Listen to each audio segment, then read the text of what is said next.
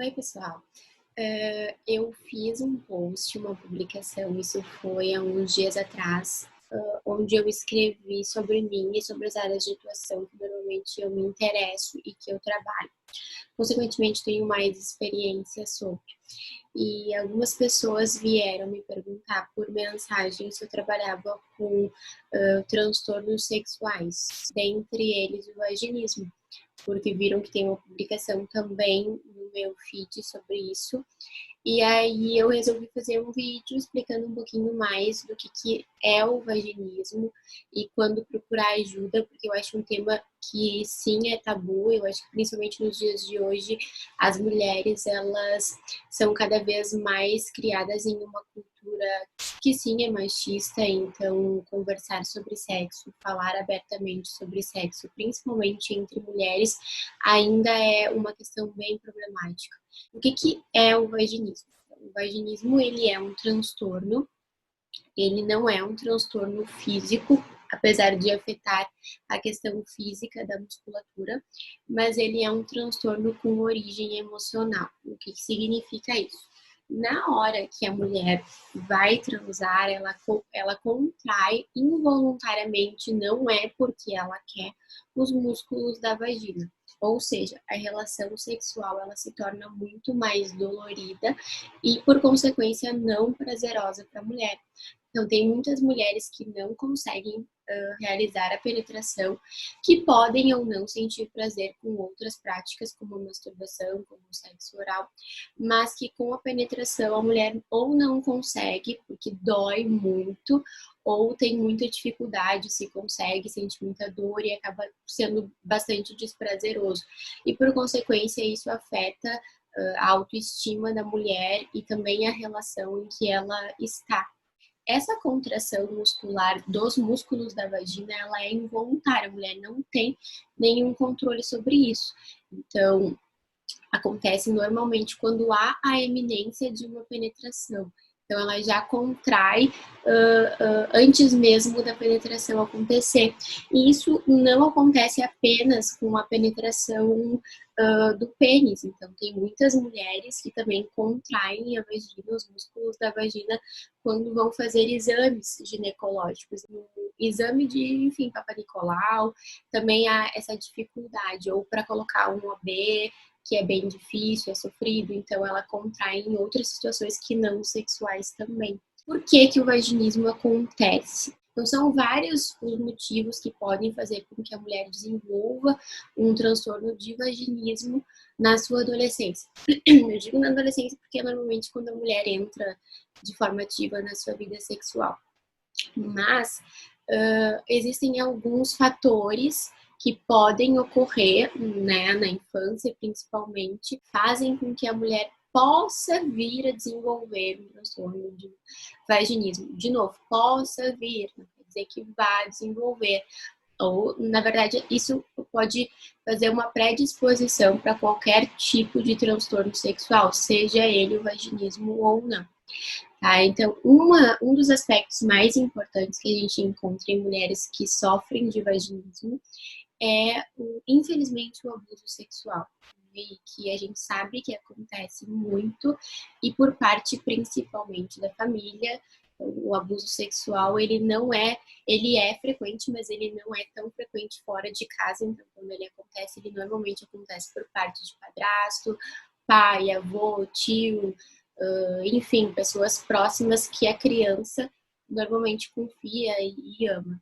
Né? Então, isso deixa marcas, deixa registros que faz com que futuramente aquela criança, já mulher e já podendo obter prazer com uma relação sexual, se sinta muito culpada ou sinta que está fazendo alguma coisa errada, que não podia. Isso remete a um desconforto e a sensações muito angustiantes que possivelmente ela sentia na época em que os abusos aconteciam também. Um dos outros fatores é uma criação muito rígida, uma criação normalmente religiosa, em que o assunto sexo é algo considerado como pecado, como algo do demônio, como algo errado, que não deve ser feito, que só deve ser feito para procriação, enfim.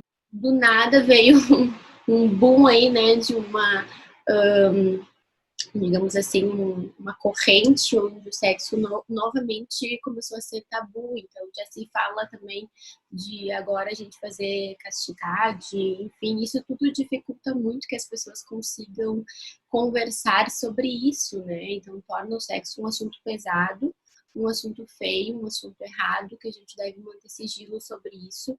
A criança cresce, né, no meio disso, desses discursos, e acredita que aquilo é uma coisa muito errada.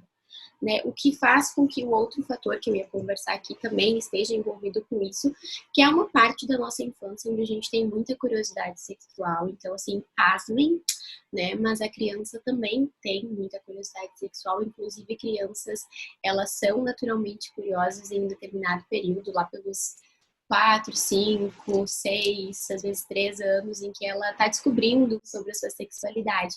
E ela descobre que tem uma regiãozinha ali na vagina em que ela sente muito prazer se ela toca.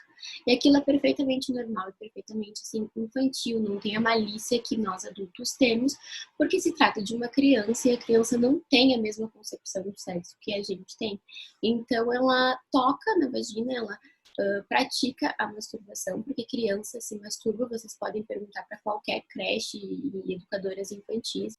E só que algumas dessas crianças os pais não entendem muito, porque como eu disse, a malícia está nos olhos do adulto e não da criança.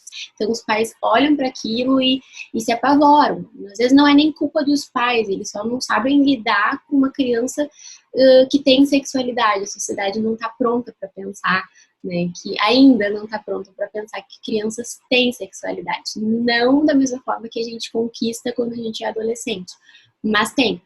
Então, os pais podem acabar traumatizando a criança, muitas vezes xingando, agredindo a criança, ou dizendo que, enfim, a famosa frase que tira a mão daí, senão a mão vai cair, ou dizendo que é errado, que é feio, que isso não faz, que isso é pecado, porque quando acaba vendo a criança se tocando, se masturbando, porque fica a marca psíquica de algo que a criança fez e que é errado.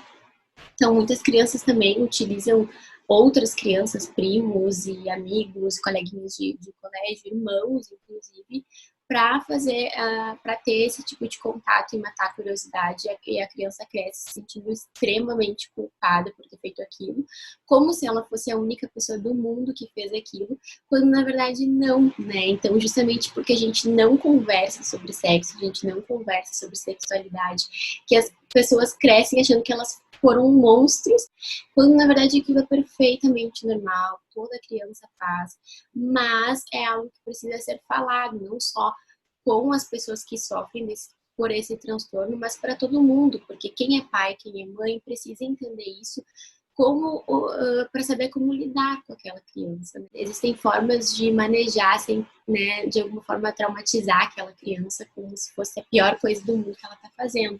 Mas entender que é algo natural, porque a criança não vai enxergar aquilo com os olhos que você, pai e mãe, vai enxergar.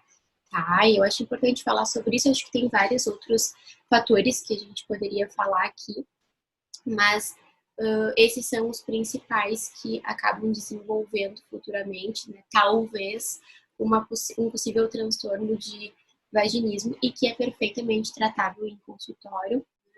Então, assim, acho que é um assunto importante ser debatido, até porque, para que você possa, se você sofre com esse problema, você possa mostrar para o seu namorado e mostrar para ele, assim, um pedido meu, do fundo do meu coração, que você compreenda a pessoa que está com você. Ela não faz isso porque ela é malvada, ela não faz isso porque ela quer, ela não faz isso porque ela não te ama, ela não faz isso porque ela não sente prazer contigo, não tem nada a ver com você.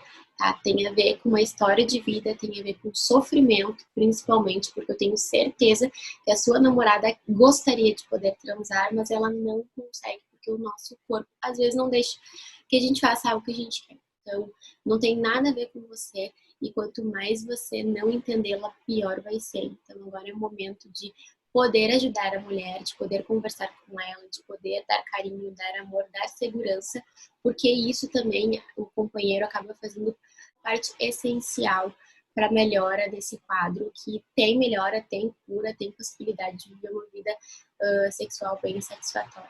Tá, pessoal? Então, foi um prazer falar com vocês. Um beijo.